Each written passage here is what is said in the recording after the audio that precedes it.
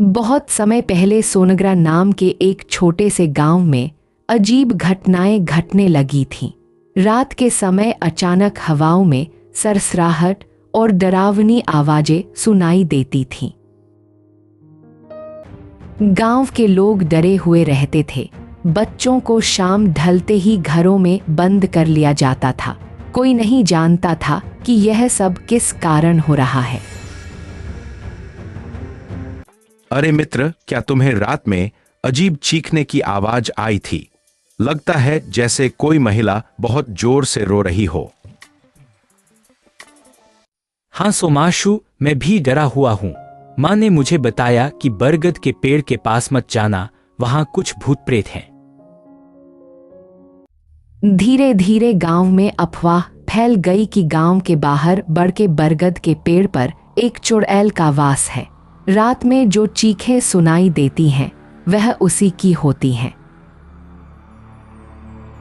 दादी, आप बताएं यह चुड़ैल कौन है और हमें क्यों डरा रही है? बेटी, सुना है वर्षों पहले कुलवंती नाम की एक औरत थी जिसकी मृत्यु इसी पेड़ के पास हुई थी। तभी से उसकी आत्मा भटक रही है। बच्चों और बड़ों की उत्सुकता बढ़ती जा रही थी। अब यह तय हो चुका था कि लोग इस रहस्य से पर्दा उठाएंगे। गांव के कुछ साहसी लड़के मिलकर उस पेड़ के पास जाने का निश्चय करते हैं। चलो तुम सब साथ चलो, हम रात को पेड़ के नीचे जाकर सच्चाई पता करेंगे। मैं तो डरता हूँ, लेकिन गांव की रक्षा के लिए तैयार हूँ। हम अगर सब मिलकर जावेंगे तो डरने की कोई बात नहीं है। हमें हिम्मत रखनी चाहिए। उस रात चांदनी थी। गांव के तीनों लड़के चुपचाप पेड़ के पास पहुंचते हैं। सुनो, कोई परछाई वहां दिख रही है? कुछ सुनाई दिया क्या? हाँ, किसी औरत की रोने की आवाज आ रही है। तभी अचानक एक डरावनी आकृति पेड़ के पीछे से निकलती है। उसकी आंखों से लाल रोशनी फूट रही थी और उसके बाल बिखरे हुए थे। तुम्हें किसने कहा यहाँ आने को? यह मेरा इलाका है, सब चले जाओ यहाँ से, नहीं तो अच्छा नहीं होगा।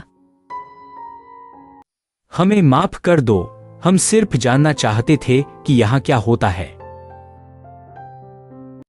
लड़कों की आवाज कांप रही थी। चुड़ैल धीरे धीरे उनके पास आ रही थी। पर आप किस कारण से हमें डरा रही हैं? आखिर आपका दुख क्या है? मेरी आत्मा वर्षों से भटक रही है। मेरी मृत्यु नियत समय पर नहीं हुई। कोई मेरी मदद नहीं करता। मेरी आत्मा शांत नहीं हो पा रही। अगर हम आपकी कोई मदद कर सकें तो बताइए, क्या आपकी आत्मा को शांति दिलाने का कोई तरीका है? मेरे जीवन में बहुत अन्याय हुआ था। मेरी अंतिम इच्छा थी कि मेरी बेटी को उसका खोया परिवार मिल जाए, लेकिन वो पूरा नहीं हो सका।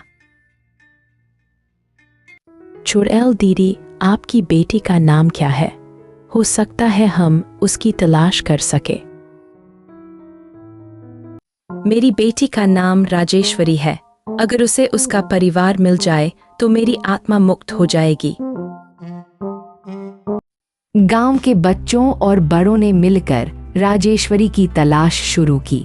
बहुत पूछताछ और प्रयास के बाद पता चला कि वह गांव के दूसरे छोर पर रहती है। गांव के बच्चों, हमें राजेश्वरी को पेड़ के पास लाना होगा ताकि उसकी मां की आत्मा को शांति मिल सके। मैं राजेश्वरी को बुलाने जा रहा हूं। अब उसकी मां को शांति मिलेगी। राजेश्वरी को सब कुछ बताया गया। पहले तो वह डर गई, लेकिन मां का नाम सुनकर उसकी आंखों में आंसू आ गए। मुझे यकीन नहीं हो रहा कि मां की आत्मा यहीं भटक रही है। मैं जरूर आऊंगी। अगली रात राजेश्वरी अपनी मां के आत्मा से मिलने बड़के बरगद के पेड़ के पास आई। चुड़ैल ने जैसे ही बेटी को देखा, उसकी आंखों से आंसू छलक पड़े। मेरी बिटिया, मुझे माफ कर देना। मैं बस तेरी सलामती चाहती थी। अब मेरी आत्मा को शांति मिलेगी। माँ, आप हमेशा मेरे साथ हैं। मुझे आपकी याद हमेशा आती रहेगी। चुड़ैल ने अपनी बेटी को गले लगाया और उसकी आत्मा धीरे धीरे चमकते उजाले में विलीन हो गई। सारी डरावनी चीजें खत्म हो गईं। गांव में अब कोई डर या रोने की आवाज सुनाई नहीं देती थी। गांव वाले अब राहत की सांस ले रहे थे और सब फिर से खुशहाल हो गए। देखो भीखन, अब हमारा गांव कितना शांत और सुंदर हो गया है। अब कोई डर नहीं रहा। हाँ सोमाशु, अब तो बच्चे भी बेखौफ होकर खेल सकते हैं।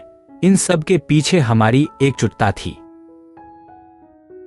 बच्चों, हमें हमेशा जरूरतमंद की मदद करनी चाहिए। यदि किसी की आत्मा या मन दुखी हो तो उसका भी हल मिल जाता है। इस घटना के बाद सोनगरा गांव में सभी ने मिलकर रहते हैं और जरूरतमंदों की मदद करना नहीं भूलते।